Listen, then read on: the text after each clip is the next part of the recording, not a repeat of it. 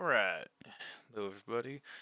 I am doing my presentation on The Pen is Mightier Than the Keyboard, Advantages of Longhand Over Laptop Note-Taking. It was written by Pam A. Mueller and Daniel M. Oppenheimer, and it was done in 2014. And my name is John Roberts, and I'll be taking you through the article today. So over the past 2 decades or so, taking notes on laptops rather than writing them out in longhand has become a lot more common. Researchers have suggested in the past that laptop written notes are actually less effective for learning. This difference in learning and retention ability is the primary focus of this research article. The basic hypothesis that is being tested here is that longhand notes lead to deeper processing since students are taking notes in their own words rather than copying what the teacher is saying verbatim. Um, Considering that it is significantly easier to write large quantities of notes on a laptop, it is not uncommon for students to write a teacher's lectures verbatim instead of in their own words. Since the laptop notes are written verbatim, the idea is that students may not be as successful at questions that are more conceptual in nature rather than factual. So, do we trade quality for quantity as we move farther away from longhand notes? That is what we are looking at today. So in study one, the materials were 5 TED Talks covering interesting topics that were not common knowledge, laptops with full-size keyboards, and no internet access to ensure that students were paying attention to the lecture and only taking notes. So study one consisted of 33 male and 33 female university students and one participant whose gender was unknown. Students would watch these TED Talks they were assigned and were told to use their normal note-taking strategies while watching them. Students were assigned laptops or longhand notes regardless of their preference. And after the lecture was complete and they'd taken their notes, students would complete 2 5-minute distractor tasks and engage in our reading span tasks. After the distractor tasks, students then completed factual and conceptual questions about their assigned TED Talk. So students' responses were graded by raters that were blind to the conditions. They had no idea what the test was actually about. And then the raw data was converted into z-scores since there were varying lecture lengths, difficulties, and points available from the assigned questions after the lectures had been given. It was ultimately found that longhand and laptop participants performed equally well on factual questions across all lectures, regardless of what the topic was about.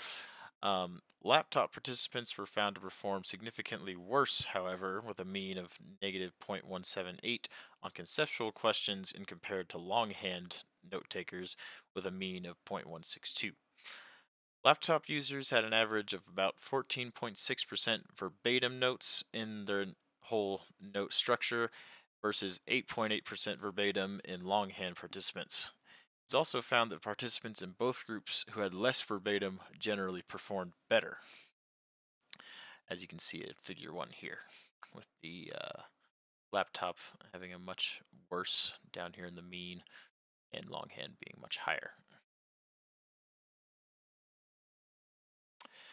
So the main difference between generative and versus verbatim notes, and I wanted to discuss this because study 2 and specifically focuses on the effects of verbatim note taking compared to generative note taking. So generative notes are notes that are written in our own words and is commonly done by those writing in longhand. Is often done in the form of summaries or acronyms. This is often done because you can't really keep up with what the lecturer is saying and write down every single word they are saying in handwriting because they just speak too fast. Um, but since you're not writing it down verbatim and you're summarizing in your own words, it is theorized that this results in deeper processing, better retention, and much better performance in conceptual questions since the information is written down in your own words. Verbatim notes are basically transcribed lectures written by the student on their laptops. So basically, the student's sitting there in the lecture, and every single word that is coming out of the teacher's mouth, they are writing down on their keyboard. But it is theorized, however, that since there's basically little to no summarizing done in this situation, it will result in shallower processing and worse performance in conceptual questions because you're basically not engaging with the information you're being given at all. It's almost like someone is pouring water into a spout and it's simply running through a little channel and into a cup. The cup in this case being the laptop notes. It's not like the information is actually sticking, it's more just flowing through their ears down into their fingertips, not really sticking very well at all. Or at least that's the theory that's being tested here. So for study 2, same materials as study 1. They were really trying to replicate it with like the same results, but heavier focus on the effects of verbatim notes. Those same materials, 5 TED Talks covering the same topics that were interesting but not common knowledge to avoid like external knowledge affecting their test-taking abilities. And same deal with the laptops. Same exact laptops were used. No internet access allowed to avoid distractions and encourage just note taking, and that's it. Um, there was a difference in the test taking size, though, actually, a pretty significant one. It was almost double the amount. And these were actually paid. Study 2 had about 151 university students that were paid $10 for an hour of their time. And this study was meant to replicate study 1, like I said, but with a heavier focus on how much verbatim notes are actually affecting their performance. To do this, participants were split into 2 different groups, a laptop intervention group and a laptop non-intervention group. Those in the laptop intervention group were told to do their best to avoid writing verbatim notes, while those in the laptop non-intervention were told to take notes how they normally would. And it isn't just laptop users for both groups, there are also longhand note takers as well. And this is done as well just to see the effects of verbatim for both groups. If it's effective on only the laptop takers, since they're more prone to verbatim, or if it also affects the longhand notes as well, with the instruction to avoid verbatim as much as possible. So after watching the assigned TED Talks, same as study 1, students completed a typing test, a need for cognition scale, an academic self-efficacy scale, and another reading span task, same as study 1 had. So same deal with the results as study 1. Student responses were graded by raters that were blind to the conditions. Raw data was converted to z-scores, since there were, again, different varying lecture lengths, difficulties, and points available from the assigned questions depending on what the participants completed. So longhand participants performed significantly better, with a mean of 0.24 on conceptual questions, rather than the laptop non-intervention group, which had a mean of about negative 0.17. Um, those in the laptop intervention group didn't perform that much different than the laptop non-intervention group. They had a mean of negative 0.11. Um, it was found, however, that longhand participants wrote significantly less than both laptop groups, which is again isn't surprising. They're able to write a significantly larger quantity of words, albeit it might not be as engaging and summarized, um, which you can see here because the longhand participants may have wrote less, but they also had much less verbatim in their notes than the laptop groups, which had an average of about 12.1% between both groups. So it was actually found that the instructions to not take verbatim notes that was explicitly given to the participants was basically just completely ineffective.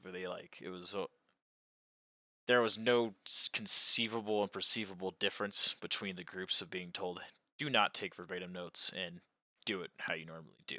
So study 3 was completely different from study 1s and 2. Did not use TED Talks, but it did use lectures again. They were just different. It wasn't aiming to replicate the effects of study 1 or 2. These lectures feature details on bats, bread, vaccines, respiration, and also had little parts of seductive details, which is information that's interesting but not really important at all to the actual subject.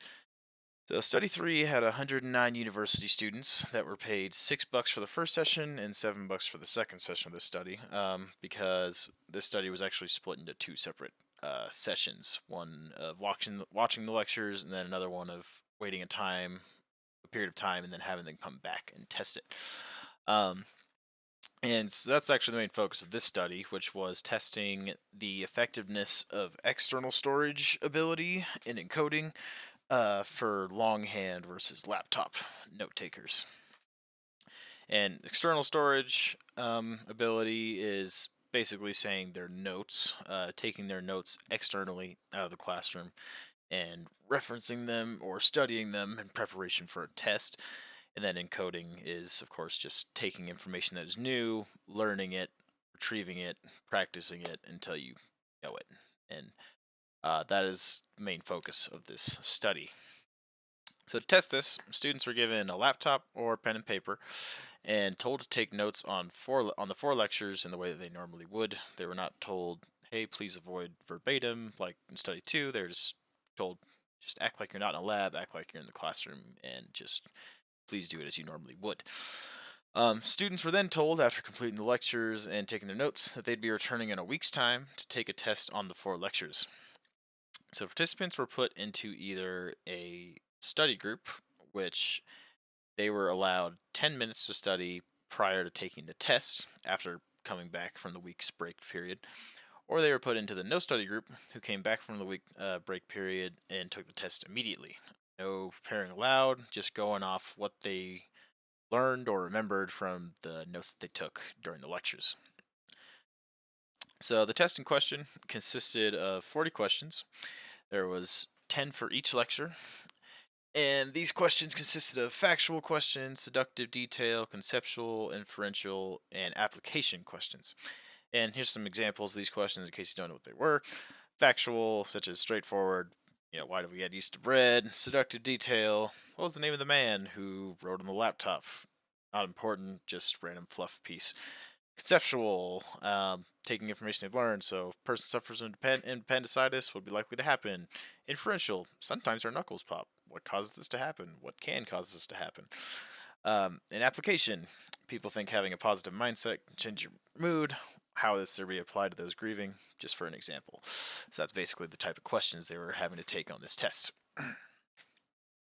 So, results. So students' responses were graded by the raters, who were blind to the conditions, and data was converted into z-scores again.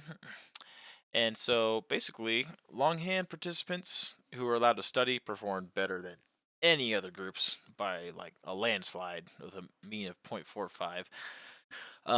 Laptop participants had a verbatim percentage of 11.6%, fairly high, while longhand participants had only 4.2%. That's actually the biggest discrepancy out of all three studies. No significant differences were found between the study and the no study groups for word count and verbatim percentage. And no significant difference in performance was found between participants in the no study group, which suggests a floor effect due to the length of time between the lecture and the test. Um, So basically, that means that there was virtually no difference for laptop students and longhand students, for those who were not allowed to study and had to deal with that week-long break, which is significant since that's the only time out of the other other two studies, that we've seen no difference in performance between longhand and laptop users. So for conclusions, after going through the studies done in this article, it is evident that longhand notes lead to greater academic performance in general. This can be clearly seen by the results of all the studies, and especially study 1, since the main focus was to see the difference between the two and didn't focus on the verbatim factor or anything like that. Study 2 focused specifically on the effects of verbatim note taking and showed that verbatim notes generally do lead to poor academic performance. And this was also seen in other studies as well, all three of them, in fact. Verbatim notes generally correlated to poorer academic performance. And lastly, study 3 focused on the effectiveness of longhand notes versus laptop notes when it comes to encoding and external storage. And the results of study 3 clearly showed that longhand notes were better for both encoding and external storage. So for limitations, none of the studies asked students what notes method they preferred. This could have seriously affected the results given and found, as those who do handwritten notes may not be the best typists, and those who do laptop notes may not be very good at writing longhand in an efficient way. So that could have seriously skewed their results if that happened consistently, where typists were given paper and longhand writers were given laptops that they don't use very much. That can seriously affect the quality, quantity, and general level of verbatim that is used for each group. Um, all three studies and their discussion sections talked about the correlation between word count and performance, yet none of the studies focused on that as a factor. This seemed like a missed opportunity considering it was discussed in all three studies across the entire article. Lastly, the window of time between the lecture and the test was far too long in study 3. It seemed to result in a floor effect that effectively nullified the results from the no study group and basically just eliminated any information given there because a week from 4 lectures worth of time just from that one session, that's a long time for information to disappear from a student's brain. Um, but yeah, that is basically the article. I thought it was extremely interesting, and it's something that I myself have wondered about. So yeah, I thought it was a very interesting read, and thank you all for listening, and I hope you all have a great day. Thank you.